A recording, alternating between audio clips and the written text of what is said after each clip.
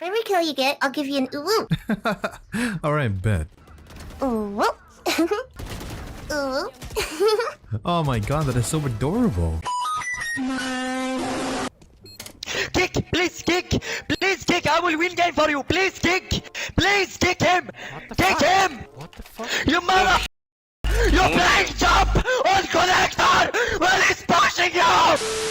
So the topic of Valorant versus CSGO is something that will never be settled on good terms, as both communities simply hate each other. So, since I have experience at the highest level and thousands of hours spent on both games, I feel like I can give a fair comparison, as I'm not biased towards neither of them, as I enjoy playing both games. And one last thing before we jump into the comparisons, remember this is just my opinion, you might not agree with some points, and some things I say may be controversial to you, but that's okay, you can express your opinions down in the comments, I'd love to read them and see your point of views. So, without further ado, let's jump right into the first point. Goes down! Knock on the bomb plant! Should be a dead man! And it is! Zaru secures it! A triple kill out of Monsieur Elbow, and now... We've never had a trumpet!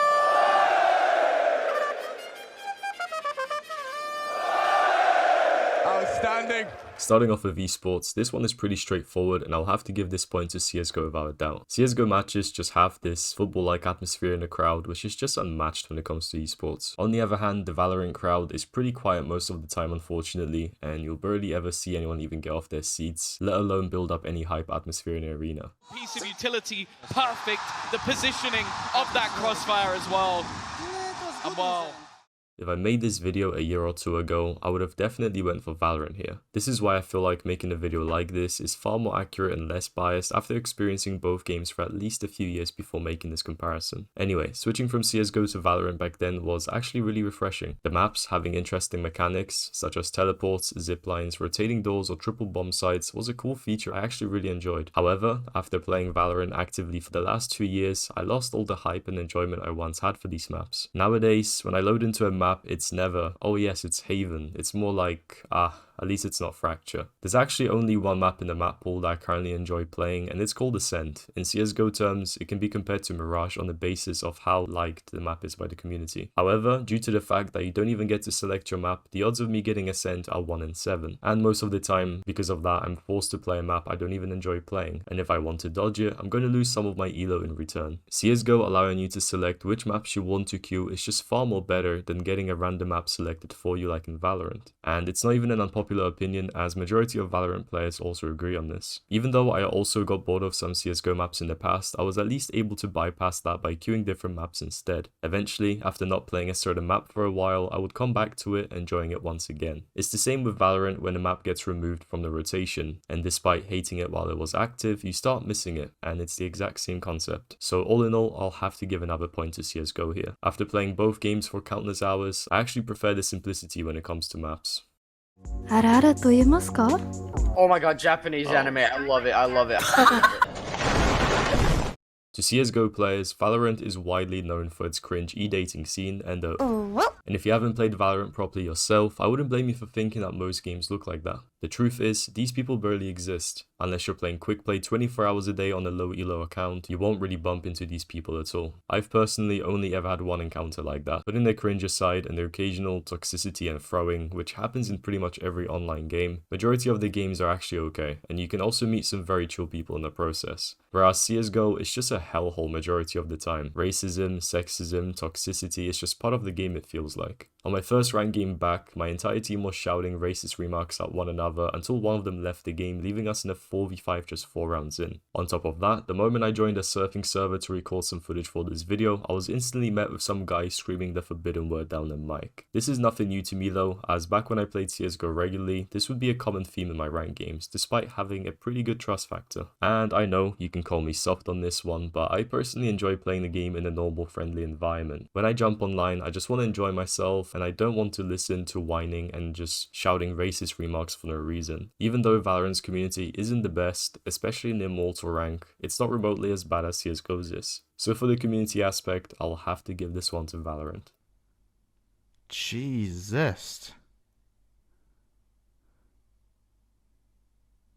Wow. This is what separates both games from one another the most, and this will probably be the longest section of the video as well. So, in Valorant, before the game begins, you're forced to choose which agent you want to play. And not only that, it also decides which role you'll be fulfilling that game. To put into perspective for CSGO players, if you play a Sentinel agent such as Cypher or Killjoy, your job on attack will be to lurk. Since you don't provide much help with your abilities for your team, you're better off going alone. If you're an initiator, you're pretty much forced to play with your team and support your entry fragger with flashes or stuns, and so on. At first, it may seem like a perfect concept, building a team in a way that you have all the necessary util you need. But in reality, it's more like everybody rushes into Instalock Duelists, which are the entry fraggers, pretty much the most fun agents to play. And the rest quickly fills other roles, leaving the 5th guy to be forced to play smokes, as nobody ever wants to play that role. If you want to be an entry fragger, you need to invest at least $2,000 into a good PC to be able to load into the game faster and beat your teammates to the Instalock. Or just get a program that allows you to lock in an agent before the game even loads in for anyone. And no, I'm not kidding, that is an actual thing. Anyway, switching over to CSGO, every player is the same, nobody goes into the game with an advantage or a disadvantage. Everybody can contribute to smoking certain areas of the map using lineups, or supporting one another with flashes when entering. Unlike in Valorant, where once you lock in an agent, you are forced to fulfill that role for the rest of the game. CSGO also offers more diversity. If your entry fragging isn't going too well, you can ask your teammate to take on that role, and instead, you can switch your playstyle to lurking. On the other hand, if you're a duelist on Valorant and your entering isn't going too well, you are stuck on that job for the rest of the game. I feel like if you are able to select your role on Valorant before queuing, like a similar system to League of Legends where you can select your primary and secondary role, I feel like it would fix some of the common issues where someone always has to fill a smoke role, or if you want to have fun on a duelist every now and then, you wouldn't have to compete against other insta-locking demons. Then again, that would cause queue times to be even longer than they already are, similar to what Overwatch has a problem with. Putting the role aspect aside, let's talk about actual abilities. A lot of CSGO players love to mock Valorant for its crazy usage of abilities, especially during the professional esport matches. As absurd as it looks, once you actually give Valorant a try with an open mind, the abilities themselves aren't actually that bad, and they make every game you queue into unique in its own way. You can run a 5 duelist comp and hope you can overwhelm the enemies on attack, or you can even run a double smoke comp and try to win a defender side by a significant margin. Every agent is unique, and some agents paired together can form very interesting combos. That's why most of the time in ranked you will run into different comps, meaning every game feels different and therefore doesn't feel too repetitive. All in all, agents are unique to Valorant, and they can't even be compared to CSGO, but the role aspect can be. I think that not being bound to a certain role and being able to be more flexible in games is far more appealing to me.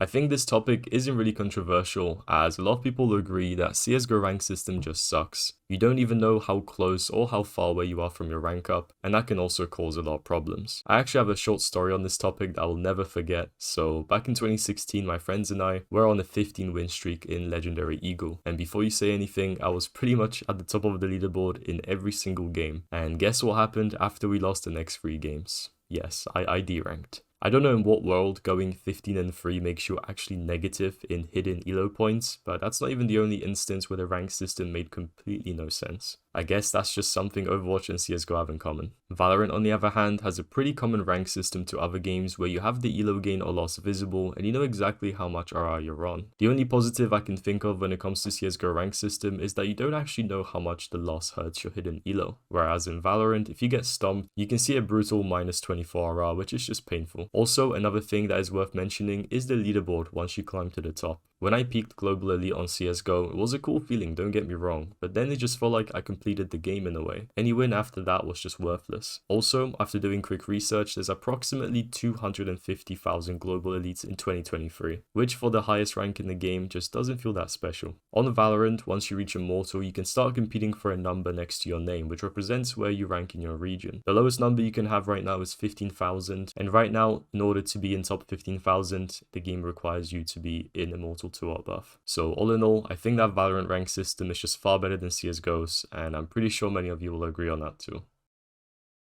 After playing Valorant for over 2 years, I can't even recall a game in the last 6 months where I was against a cheater. It happens so rarely to the point where even if someone is doing insane in the game, you'll probably assume they're smurfing or something. Unlike in CSGO, where cheaters are a pretty common theme. Just 2 days ago, after playing CSGO again for the first time in a few years, I already run into a blatant trigger botter. He was just b-hopping with a deagle, wallbanging everybody, and yeah, it was a ranked game with prime status. I'm not saying there are cheaters in every game, but because it's so common, it just feels like the moment you face someone who has like insane aim or just reads your playstyle a bit too well, you'll probably assume they're cheating, especially in lower ranks. This is one of the reasons why I actually quit CSGO at one point, as there was just this big flood of cheaters at one point in time and the game was just simply unplayable. So to sum up, Valorant also does take the win on this one.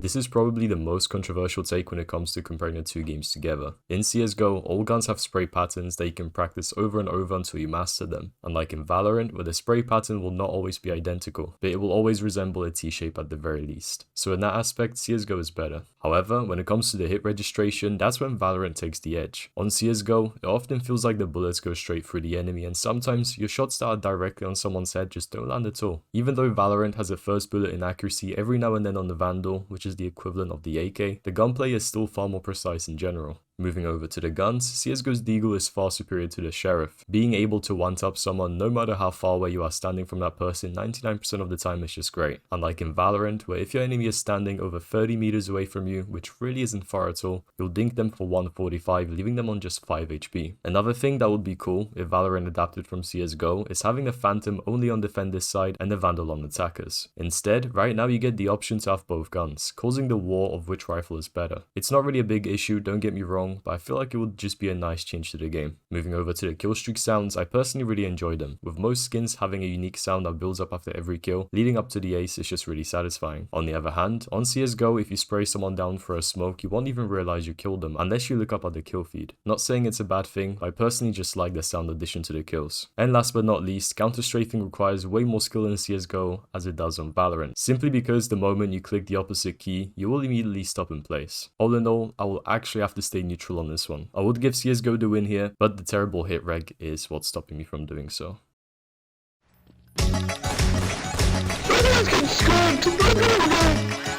Just from reading the title of this category, I'm pretty sure the answer already crept into your head subconsciously. And yes, CSGO definitely does take the cake when it comes to movement. Valorant is pretty basic, it has simple mechanics, and B-hopping doesn't even make you go faster, it's more of a placebo effect. The only time you can actually do some proper movement on Valorant is when you play as an agent called Neon. Once you master her, she can be a pretty satisfying agent to play. So yeah, very short comparison, but I don't think there's too much else to add here. Is Elder Flame.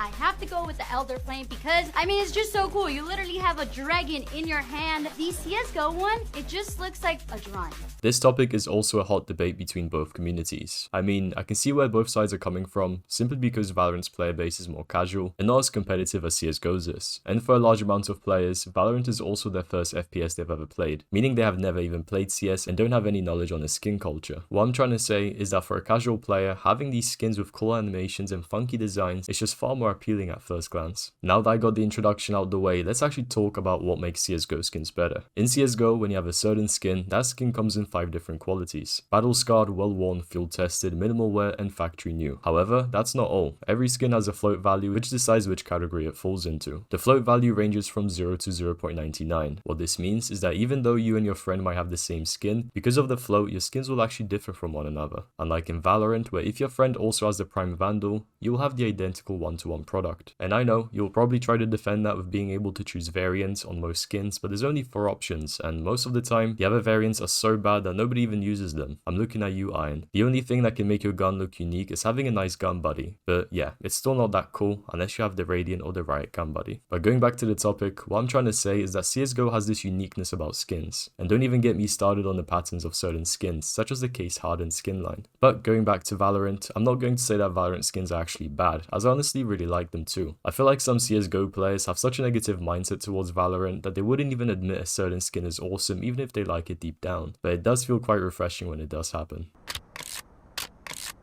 Bruder, I don't know, but this does something to me, I swear to God. This was the only decent skin that I've seen so far. That's kinda cool. Okay, let's move on to the skin market. I think this one is pretty straightforward and not even comparable. The fact that your skins hold a real value and you can actually flip them into real money at any time is just fantastic. Whereas on Valorant, once you purchase a skin, it's just locked to your account and holds absolutely zero value. And even if you would want to sell your account with a bunch of skins, you'll probably only get like 10% of the value back if you're lucky. Then again, Valorant skins are far more affordable, which once again brings me to the fact of the casual aspect of the game. For a regular person, spending $20 to $50 on a skin is really doable, unlike on CSGO where some skins go to extreme price tags, and pretty much every decent looking knife skin is in a 3-digit zone. I could probably go on for much longer about this topic and go into more detail on some things, but I think I can just call it here. When it comes to the market and the skins value, obviously CSGO wins that with no debate. Now for the skins, personally I really do like Valorant skins, and I don't really understand the hate they receive from the CS community. That being said, if I were to give a proper unbiased rating and ignore my current preferences, seeing how Valorant has been my go-to game for the past 2 years, CSGO wins without a doubt, simply for the fact that they hold monetary value and are all unique to one another. When it comes to content across platforms like YouTube, TikTok, or Twitch, in most cases, CSGO has the more appealing one. The most successful Valorant TikToks are based on the E-Data theme, which to me, and many other Valorant players, is just painful to watch. Other than ranked, pro play, or educational videos, there's really nothing else to really make content on. CSGO on the other hand, has the same base as Valorant, but on top of that, it also has gambling, which to some may be a negative thing, which is completely fair, but I personally really enjoy watching it. In addition, trading is also big in the community, and also very interesting to follow. On the topic of skins, because they have monetary value, it opens a lot of doors for content ideas. Here are some examples. In addition, thanks to the community tab, there's tons of mini gamers to play and make content on, just like the surf footage I'm using in this video. All in all, putting the cringe content aside, Valorant's content isn't actually that bad, and there are many amazing YouTubers out there creating educational and unique content. However, compared to Counter-Strike, it's not really a fair matchup. And that will conclude this video. If you made it this far, thank you so much for your time. It really means a lot as I put a lot of effort into this video, and I hope I didn't annoy anybody too much. Originally, this was a Valorant themed channel, but after a longer thought, I decided to slowly transition to Counter-Strike. Especially with CS2 around the corner, I just feel like it will be a nice fresh change to the channel. So if you want to see more content like this, make sure to subscribe to not miss out, and until then, I'll see you in the next video.